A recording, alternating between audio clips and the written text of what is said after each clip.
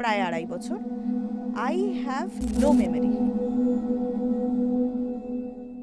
2020 lockdown যখন পড়লো, আমরা সবাই যে যার বাড়িতেই চলে যাই। ওইখান থেকে আমার আর সেই মানুষটার কথাবার্তা স্টার্ট হয়। এবার এই করতে করতে মোটামুটি লকডাউন পেরিয়ে যায়, তো আমরা ঠিক করি যে দেখা করতে হবে। আমার বাড়ি হচ্ছে তোমার ব্যারাকপুরে, সে কলকাতা থেকে ব্যারাকপুরে বাইকে করে দেখা করতে চলে এসছে। এইটা আমার কাছে একটা বিশাল এফার্ট। এবং যখন আসে তখন আমাকে বললো যে চা খা।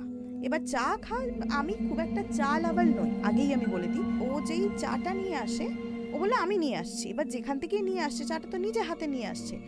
এবার চায়ের টেস্টটা চায়ের মতন ছিল না, একটুখানি খেয়ে আমি ফেলে দিচ্ছি। তো আমরা, তুই চাটা ফেলে দিলি? বাড়ি চলে গেছি। হঠাৎ করে এরকম আমার মনে হতে লাগলো যে আমি একটু জিজ্ঞেস করি তো কোথায় আছে। মনে হতে লাগলো যে আমি ওকে জিজ্ঞেস করি, আমি কি মুভি দেখতে যাবো তোর সাথে?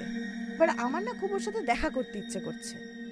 আবার দেখা করি, আবার ও আমাকে টি জাংশনে চা খাওয়ায়। চা সবসময় ও নিয়ে আসতো। এইবার না ঘন ঘন দেখা হতে শুরু করলো। যা বলছে, জল খাবি? জল খাচ্ছি। একদিন বলে দিল জল খাবি না, সেদিন জল খাচ্ছি না সারাদিন। নেগেটিভিটি তোমার ভেতরে যদি ঢুকে যায় না, তুমি সব নেগেটিভকে অ্যাট্রাক্ট করবে।